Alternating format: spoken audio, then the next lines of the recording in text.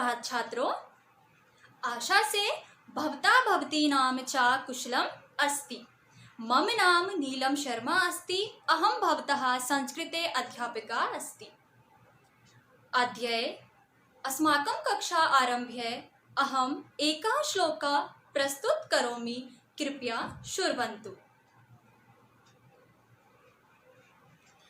या देवी सर्वभूतेषु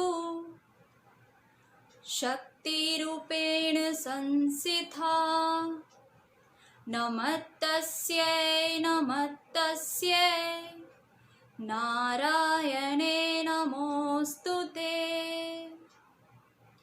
या देवी सर्वभूतेषु शक्तिरूपेण संस्थिता नमस्तस्यै नमस्तस्यै नारायणे नमोऽस्तुते। धन्यवाद। अहम् अस्माकं कक्षा आरम्भं करोमि। अद्य दिना अस्माकं संस्कृते कक्षा अव्ययपदानि पठामि। हम आरंभ करते हैं, यानी कि आज हम अपनी संस्कृत की कक्षा में अव्यय पद पढ़ेंगे। आइए। अव्यय शब्दः त्रिषु वचनेषु त्रिषु लिंगेषु सर्वासु विभक्तिषु च समानः एव भवति। इसका अर्थ है अव्यय शब्द तीनों वचनों में, तीनों लिंगों में और सभी विभक्तियों में एक समान होते हैं, अर्थात हम इनमें कोई भी परिवर्तन नहीं कर सकते। और जिन शब्दों में हम कोई भी परिवर्तन नहीं कर सकते वो हमारे अव्यय शब्द कहलाते हैं। ठीक है, एक बार आप पुनः देखेंगे। अव्यय शब्दः त्रिषु वचनेषु, यानी कि अव्यय शब्द तीनों वचन, त्रिषु लिंगेषु तीनों लिंग, सर्वासु विभक्तिषु सभी विभक्तियों में एक समान होते हैं। ठीक है, आइए अब हम आपकी एक बार बुक से अव्यय शब्दों को पढ़ लेते हैं। आइए अब एक बार हम आपकी बुक से पढ़ लेते हैं। यह है आपका पेज नंबर 112। प्रकरण हमारा क्या था? अव्यय पदानि। अव्यय शब्दः त्रिषु वचनेषु त्रिषु लिंगेषु सर्वासु विभक्तिषु च समानः एव भवति, अर्थात यस्मिन् व्यः न भवति स अव्यय। इसका अर्थ मैंने आपको पहले भी समझा चुकी हूँ, एक बार फिर हम पढ़ेंगे।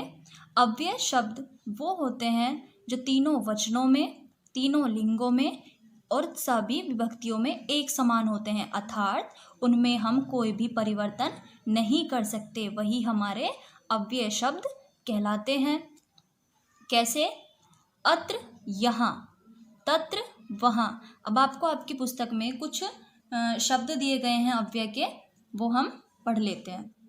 कुत्र कहाँ, अन्यत्र कहीं और, सर्वत्र सभी जगह, एकत्र एक जगह, यदा जब, तदा तब, एव ही, च और, अपि भी, शनैः धीरे, शीघ्रं शीघ्र, पूर्वतः सामने,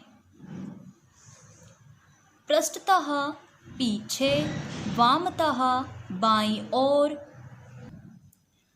दक्षिणतः दाईं ओर। ऊपरी का अर्थ होता है ऊपर, अधः नीचे, अद्य आज, स्वः कल, यानी कि जो हमारा आने वाला कल है, वर्तमान काल का भविष्य काल वाला कल। परश्वः यानी परसों, आने वाला। ठीक है। प्रप्रश्वः यानी कि नरसों, आने वाला, यानी कि परसों के बाद जो दिन आता है उसे हम कहते हैं नरसों। है कल, यानी कि बीता हुआ कल, भूतकाल वाला कल। पर है परसों, यानी बीता हुआ परसों।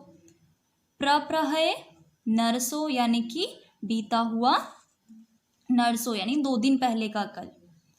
कदा कब, यत्र जहाँ, सर्वदा, हमेशा। किम का अर्थ होता है क्या, कथम कैसे, किमर्थम क्यों, कति कितना, एकदा एक बार, आम हाँ, इतः यहाँ से, सहसा अचानक, न नहीं, यदि यदि, तू तो, तुषिण चुप, बहिः बाहर। ठीक है, तो ये आपके अव्यय शब्द हैं जिनका ना तो हम संस्कृत में कोई परिवर्तन कर सकते हैं और ना ही हम हिंदी भाषा में उनका कोई परिवर्तन कर सकते हैं। वो जैसे हैं वो वैसे ही रहते हैं, इसलिए इन्हें हम अव्यय शब्द कहते हैं। क्यों? क्योंकि इनमें हम कोई भी परिवर्तन नहीं कर सकते। ठीक है, आप इन अव्यय शब्दों को अपनी नोटबुक में करेंगे और एक बार इन अव्यय को आप पढ़ेंगे भी, और जो आपकी ये परिभाषा दे रखी है अव्यय की, आप इस परिभाषा को याद करेंगे। ठीक है, मैं एक बार फिर से समझा देती हूँ अव्यय क्या होते हैं।